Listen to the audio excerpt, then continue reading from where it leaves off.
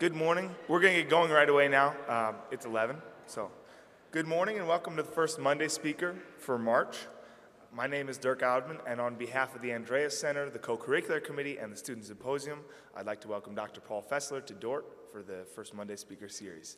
Dr. Fessler needs no introduction to most of you. For those of you who don't know, he's a history professor here at Dordt. He'll be speaking to us today about sports in American society. Please join me in welcoming Dr. Fessler.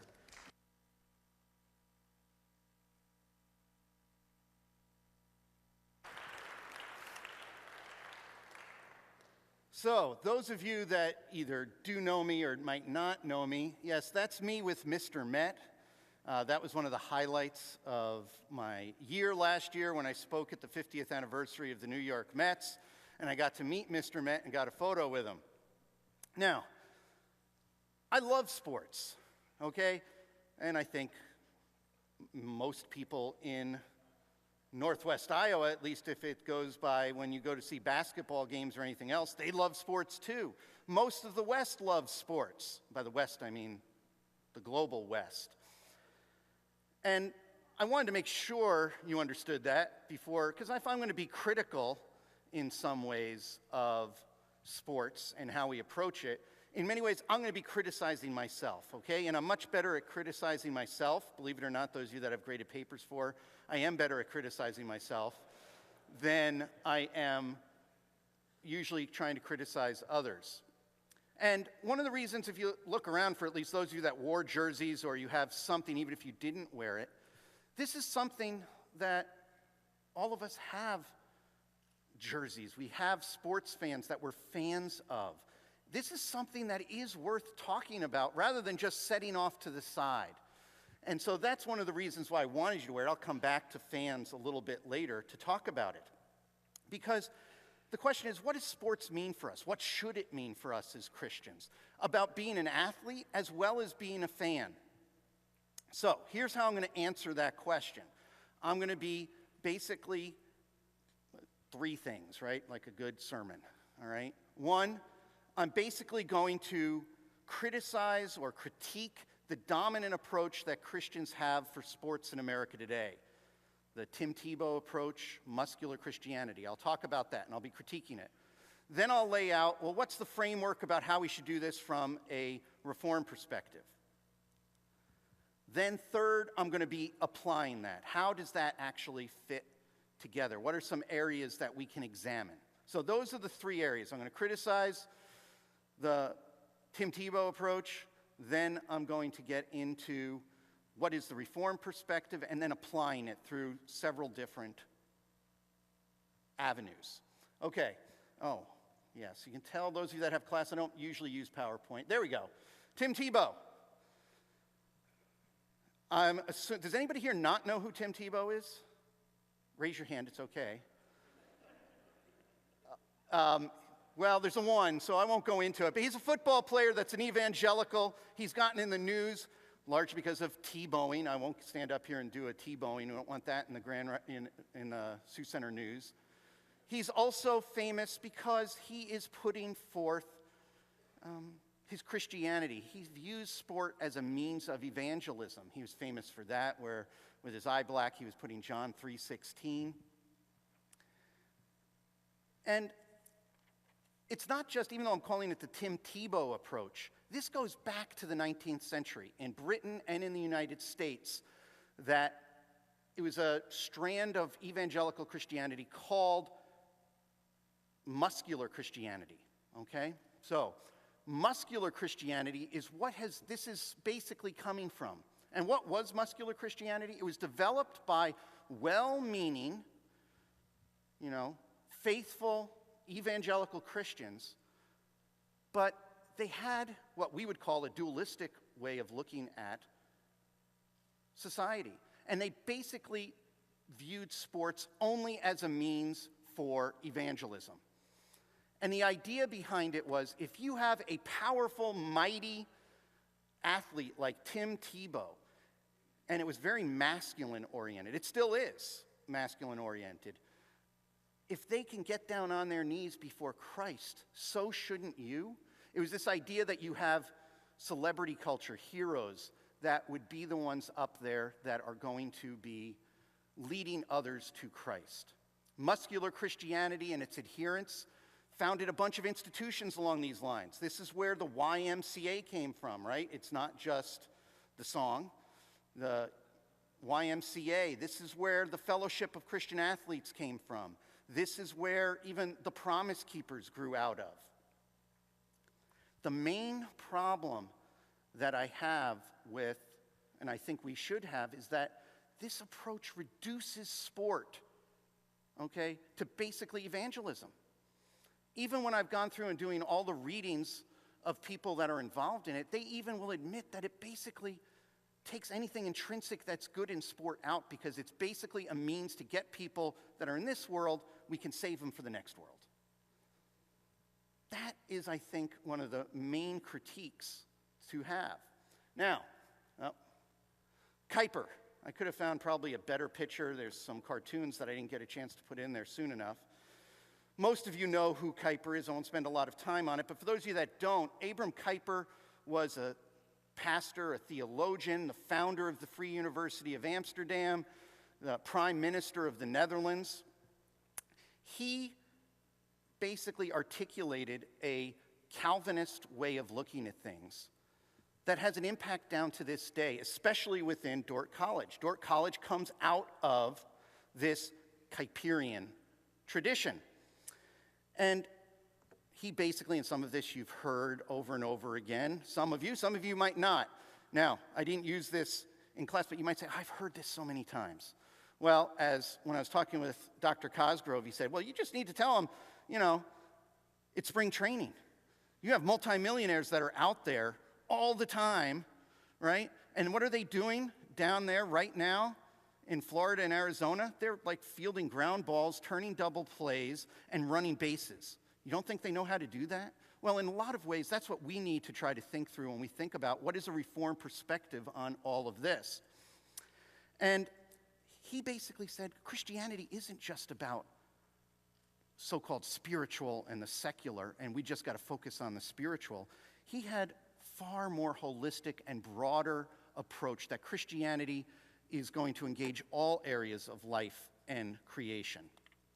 Now, Kuiper doesn't talk directly about sports, at least as far as I could find. I'm sure there might be somebody out there that's come across it. I didn't come across it. But we can look to see what Kuiper did talk about with other areas of culture. And he did talk about science. That's one of the areas. What did evangelical Christians in the late 19th, early 20th century do when it came to science? They approached science as basically a means to evangelism. They said, here's this neutral ground of science. We can take this to persuade people that Christianity is the right way to go. That was where evangelicals were basically laying down their money in betting which way things are going to go in the future. And Kuiper argues against that, okay? Kuiper argued against saying, if we just view science in that narrow sense as just for evangelism, we're giving everything up. There's stuff intrinsic in science that's valuable. So, I think that if he said that about science, the same applies for sport. If all we do is view sport as a means for evangelism, the Fellowship of Christian Athletes, that muscular Christianity strain, then we have too shallow of a view to move forward. So to analyze this more, I have a quote up here that's from Nancy Pearcey, who's written Total Truth, and she basically takes this from Al Walter's Creation Regained, and I think actually quoted John Cock in this section. And I'm going to read through it. In every area of life, we need to distinguish between the way God originally created the world and the way it has been deformed and defaced by sin, okay? This is basically the framework that we can use. Reformed thinkers label this structure versus direction. Structure refers to the created character of the world, which is still good even after the fall. Music, art, science, sexuality, work, the state, and sport. I added the stuff in the brackets. And sport. Direction, so structure is what was created. I'm going to talk about this more in a second. Direction refers to the way, which way are we going with it? If it was created good, now when we are living, how are we responding? Which direction are we going? Direction refers to the way we direct those structures to serve either God or idols. In every enterprise in which we are engaged, we need to ask, 1, what is the original structure that God created? 2, how is it being distorted and directed to sinful purposes? And 3, this is added, even though she talks about it later, how can this activity be pursued in a redemptive way that honors what God intended from the beginning? Structure and direction. Okay, here's a diagram that might make a little bit of sense. I'm going to talk something else about that structure and direction. For those of you that have been coming to chapel this past semester, Pastor Bart's been talking about the 7 deadly sins, and he's been talking about the Beatitudes. He hasn't been using the words, and I checked it out with him, but he basically was sneaking it in there. He was talking all about structure and direction without using those terms, okay? When he was talking about that we have these desires that are good, created desires, those are what we talk about with structure. And then he said, it depends on what you do with it. Are you going to have that desire go to a direction that's more towards the Beatitudes, or is it going to go over towards the 7 deadly sins? That's the direction. That's the model that I think we need to apply. Now, we can do it too crude where it's just like a rubric we can just put up there.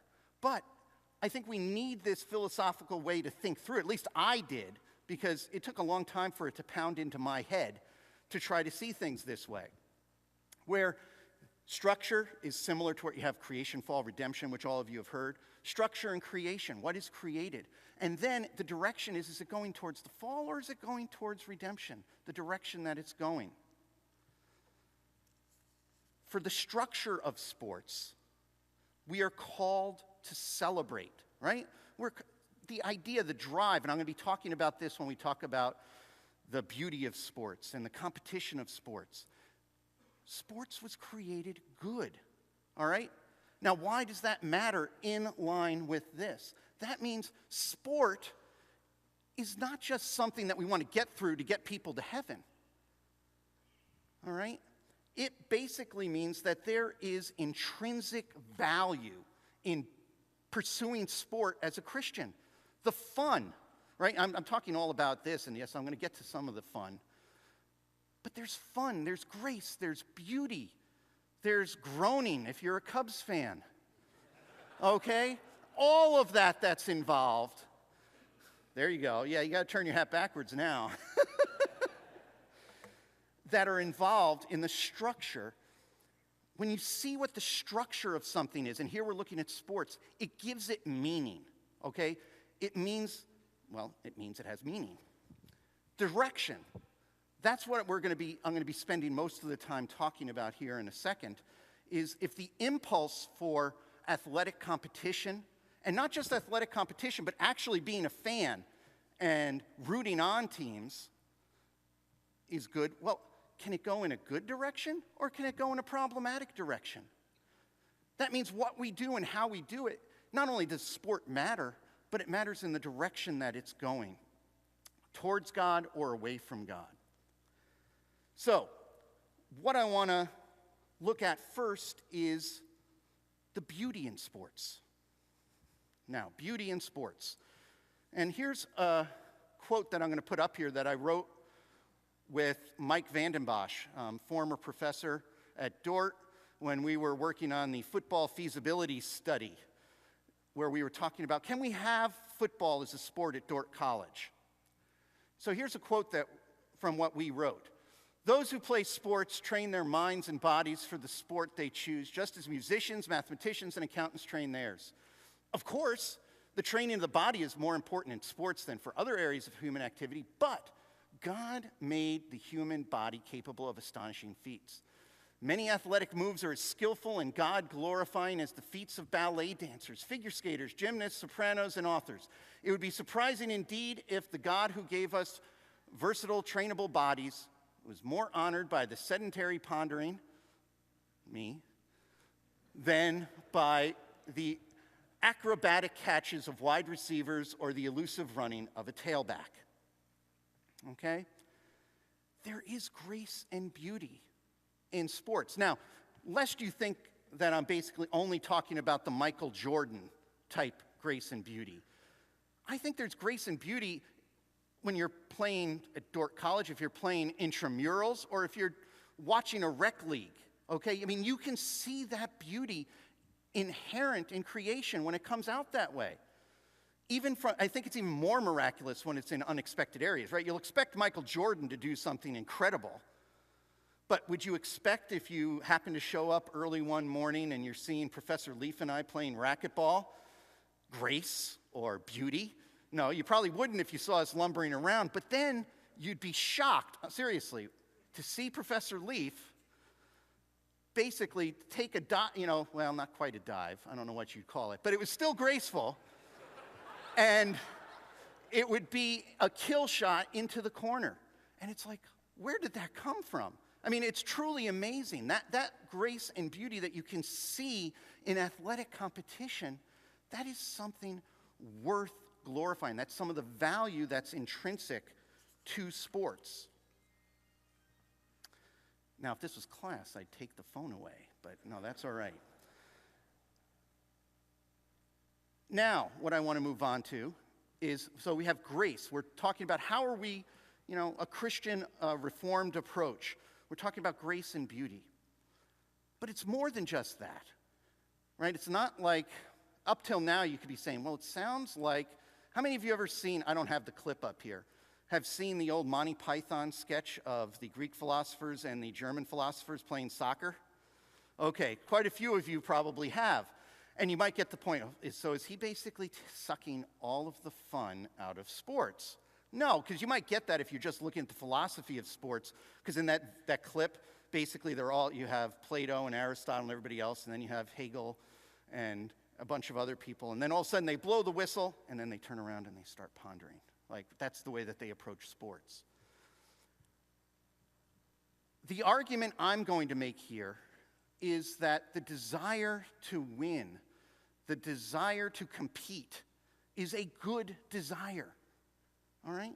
That is a good desire. It's not something we should put aside. Now, you look at what to compete means, and this is Professor Ethan Brew. He wrote an article in 2003 where he was talking about this. And by the way, this is a good interlude to say everything I'm saying here, even though I'm the one up on stage, it really has to do with, when you have a community of people thinking about these things, it comes from it, right? There's the two books by Dordt College Press, edited by Tom Visker, a former coach and hyper professor.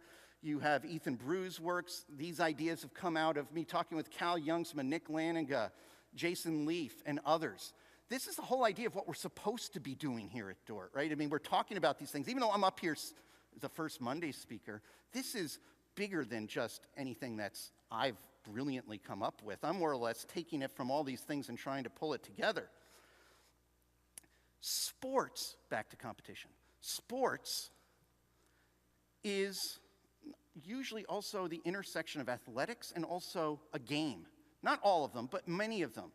And in a game, you have winners and losers. Okay? Kids pick up on this right away. It could be a game of chess, or it could be Monopoly or Settlers of Catan, or baseball or basketball that's going to be there. But the desire to win, I would argue, is a good one. It can be directed, as I'm going to talk about, in problematic areas, where it's dog-eat-dog competition, win at any cost. Or I say it could actually be directed in a way, there are no winners, right? Everybody's a winner. Everybody gets a trophy. I also don't think that's the way that we should approach things. So how do we look at it when we're looking at this desire to win? Being excited, that's where the fun comes from. At least for me, I'm having more fun. I could be playing racquetball and we're not even keeping score. That's not as much fun as when I get to beat him, okay? There's fun that comes, and even when he beats me, which the last time we played, I beat him twice in a row. But previously, he was usually beating me. But when we played, we would maybe be disappointed when we lost, one of us. But that didn't occupy us, right? I mean, there was disappointment when you lose. I don't think that's a bad thing. But it was more that it was fun in terms of how we were doing it. Yes, there was a winner or a loser, but it was more fun. So I think that's getting at the point that there's winners or losers. There's winners and losers, but does it take the dominant approach? So I was talking about the good of competition. How is competition directed badly? Well, competition can be, let's see, I don't need this up there anymore. There we go. One of the ways that would probably be, that most of you would come up with right away would be sportsmanship, right? That's one of the more obvious ones, right? Sportsmanship, that's even in the secular realm, where you have good sportsmanship. But when you begin asking about ethics and saying, well, to compete, how far do you go to where if you're competing, if it's going to, what does it allow or not allow? So, probably quite a few of you or some of you are going to go down to the basketball game that's going to be later this week down in Branson. When you see a basketball game, hand checks are a foul, right? Or they're supposed to be called a foul. Is that not correct? Would you all concur, those of you that know basketball, right? How often are hand checks called a foul? They're not often called. Sometimes they are, though, right? I mean, sometimes they are, but often they're not. Now, I'm not going to answer this question, but if the rules, because all of a sudden I started thinking about this, and I'm like, oh, if it goes against the rules, should we be doing it just because the other team is doing it and getting away with it? Or, this one came up when I was talking with Jim Boss, what if the other team is grabbing on jerseys as they're going down the court, and the ref isn't calling it? Do we start doing that for the other team? Now, I think Dordt has actually done a good job, at least when I've been here, since I've been here, that we've always tried to err on the side of, we want to stay within the rules. But sometimes those ethics can get, if it's never called, well, let's do it, right? Let's go for it. But the drive for competition also has another negative direction that's usually far more overlooked, and I think is far more problematic for us and for me. And I'll speak for me because I'll get to this when we talk about fans. It is idolatry. We can turn sports into an idol. We can turn sports into an idol. And it can be misdirected. Now, here I'm going to be talking about athletes. There's athletes that can train, and they're going to train and train and train and train to where it takes over their entire life, where that desire to win is the end-all and be-all of their life, so that throws everything else out of whack as to how it's supposed to be ordered. That's a problem.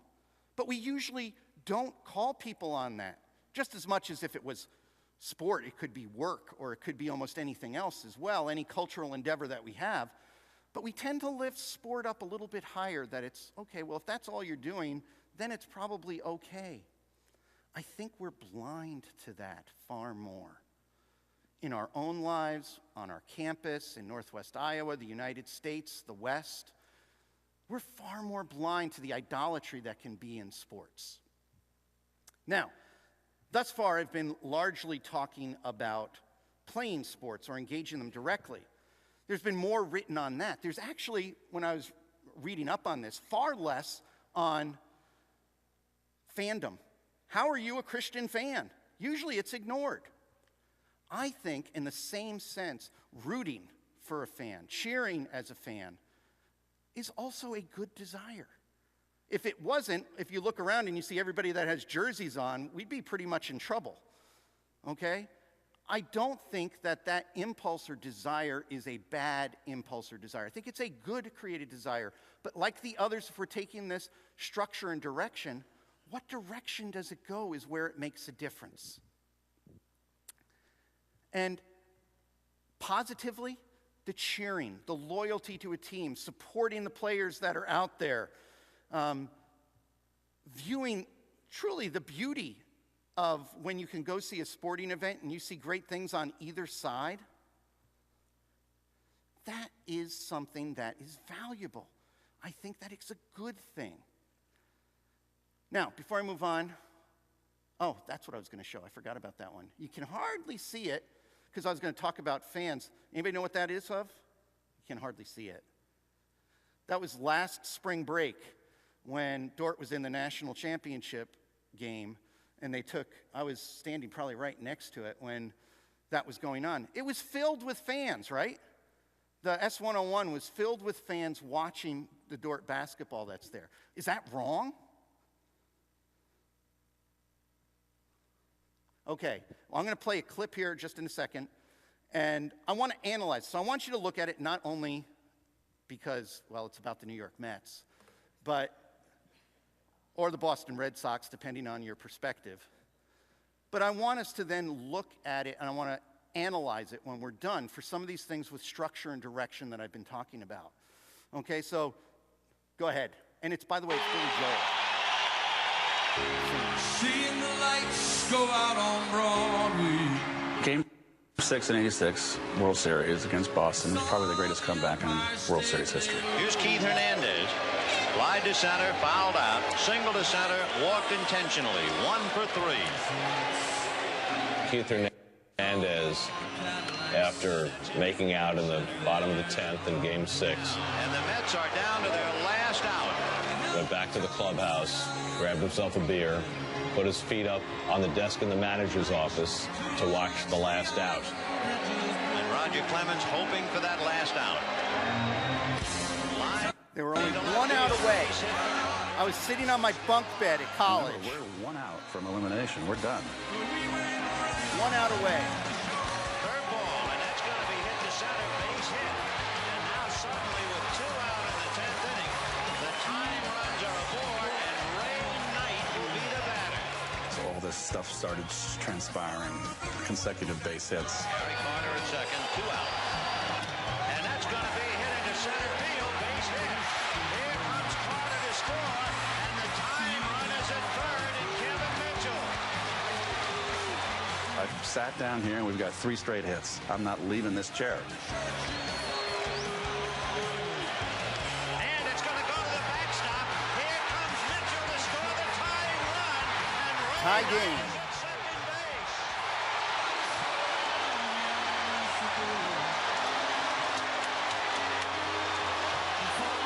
I was inside. It was just like an earthquake.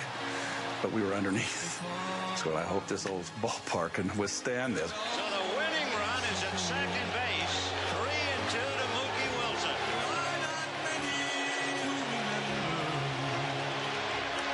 Little roller up along first. Behind the bags. Gets through Buckner. Here comes Knight, and the Mets win it. Okay.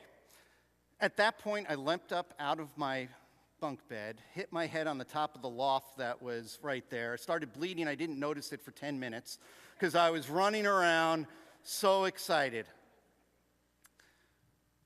Now, you could replace this with, if you're a Texas Rangers fan from a couple of years ago, you know, when they were up and about to beat the Cardinals, you could go there. Or if you're a Cubs fan, there's many. But if we're looking at what would be in that clip directed well, I think you saw the grace. I mean, Mookie Wilson, when he got out of the way of that ball when it was coming in, Hokey Pete, that took some grace. Did you see that, how he flipped out of the way to be able to get by it? The drive and the competition to not give up when you're down by 2 runs in the bottom of the 9th and nobody's on, that's incredible. So there's a lot of that I've talked about that you can see in that clip. That's good. The rooting, even the disappointment. But where's the problematic part?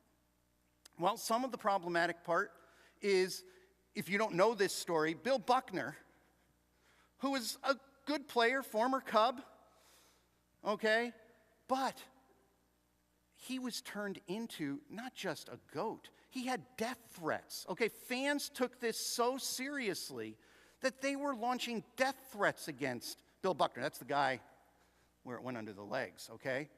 Death threats. He couldn't live it down. This was something that took over people's lives to the level of craziness. This is where direction goes horribly wrong. The same with the Cubs back in, what was it, 03, Cal? With Bartman, with this guy, this fan that basically tries to catch the foul ball and interferes, and then the Cubs don't go to the World Series, they wind up blowing it.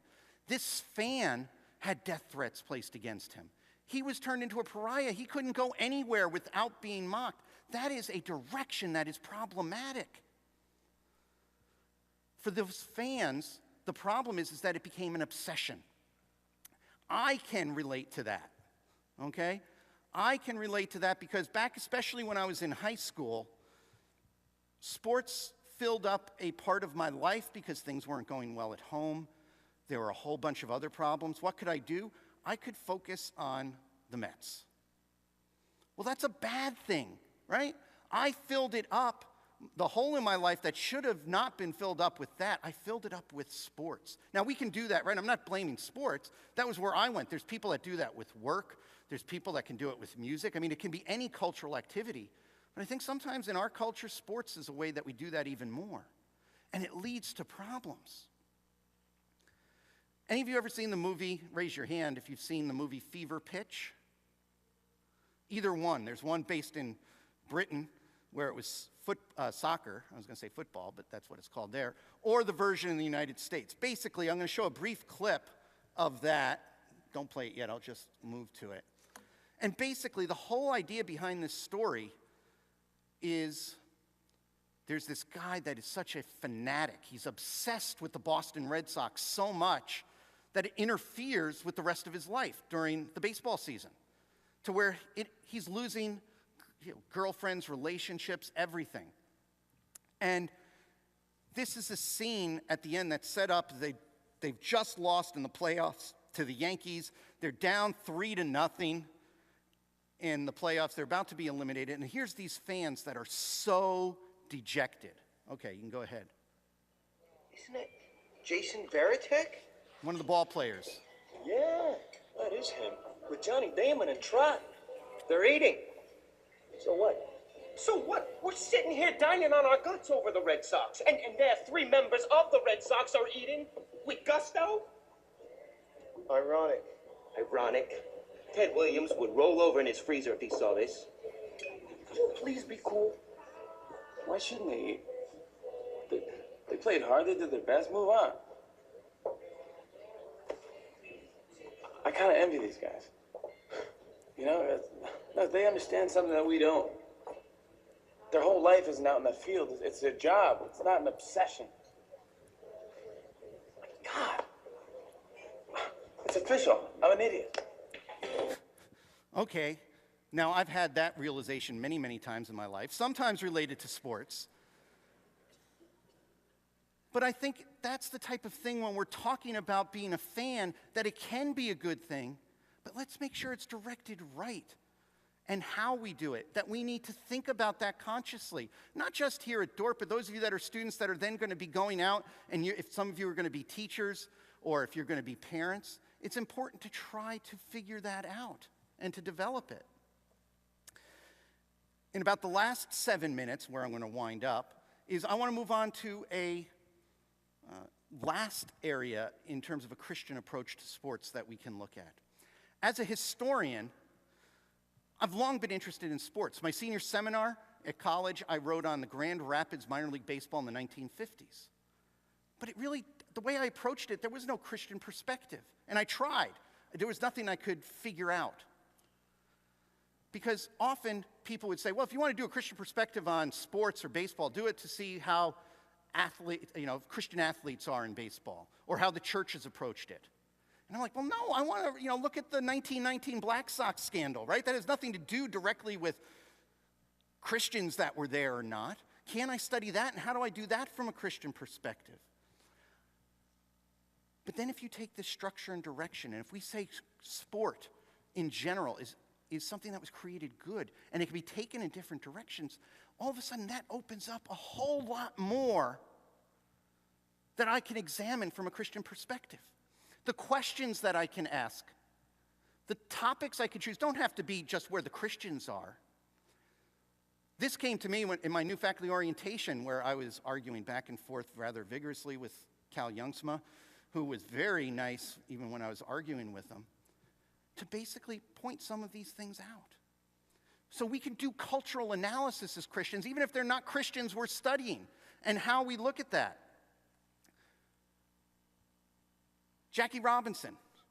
Most of you know he was the man that integrated baseball, Major League Baseball in the 1940s. Okay, there was racism. Now, how do you approach that from a Christian perspective? Well, if you're talking about the structure, the way things are supposed to be, the way competition was supposed to be, you can get to this from that approach. That segregation was problematic, and to study it, we can ask questions of Jackie Robinson's situation from a Christian perspective. But he would say, well, how many people can write on, Jackie Robinson? Well, there's other things that involve sports. Here's one, roller derby. Okay, now I know more about this one because, not that you need to read it, but that's my dad quoted in the yellow. My dad helped integrate women's roller derby in the 1950s. Okay? No, honest to goodness, he did. And my dad, it wasn't me, but here's the thing. I would never have guessed my dad to have done this. My dad was born in 1913, okay? He'd be 100 years old this year. And, my dad sometimes used language that probably wasn't politically correct about different ethnic groups. Yet when I found out all of these things near the end of his life, it's like, well, his actions, what he did, he basically took in this African-American woman that didn't have another team to play on. Nobody else wanted her in New York City, so he took her on. This was written up. This is in Ebony magazine, okay? And there you see, that's my sister. I don't know if you can see me losing weight. Supposedly we look alike, or we have the same eyes, okay? As to what roller derby, you could look at roller derby from a Christian perspective, for goodness sakes. To briefly then end, and I'm not going to talk about my argument or thesis, so that you can see this is all of a call for all of you to approach sport from this Reformed perspective. It opens it up rather than narrows it down to something like, yeah, we've heard about all that before. This opens it up. I did a paper last year on ethnicity and baseball in the latter half of the 20th century. I focused on the Mets and the rise of Latino players. Where did that come from? I began to approach it saying, you have Jackie Robinson and how it's supposed to be, but what happens when you have people that are prejudiced and biased, when you have now a huge influx of Latinos into Major League Baseball? What does that do for the teams? What does it do for the fan base? How are they responding? That's basically what I examined in this paper. That's the one that I gave for the 50th anniversary of the Mets, that I examined that from a Christian perspective. Now, people could hear that, and they didn't necessarily have to know that I was championing trying to get them to be saved. But I did focus on more in the way that Pastor Bart had, without using structure and direction, that I talked about these things. Or fantasy sports. Some of you came to this that I did as a paper twice last year, once at the Popular Culture Conference, that how we engage and consume sports and fantasy sports also matters. And how do we look at it? What's the history of it? Where does it come from? Okay, it comes from board games. It comes from pari-mutuel betting and racetracks. Okay, it comes from a variety of these areas. But examining that from a Christian perspective, it makes a difference. That's my call. That's what I've basically been led to this point when I've been trying to figure out, how do I approach sports as a historian from a Christian perspective? That hopefully for many of you, this is something that you can then take and go in a whole bunch of different directions as well. Thank you.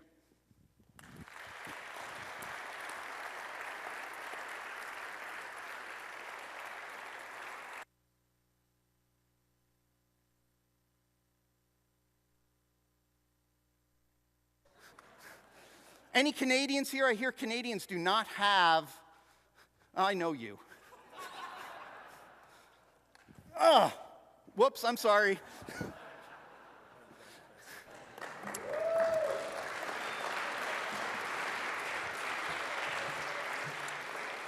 Thank you, Dr. Fessler. Gave us a lot to think about.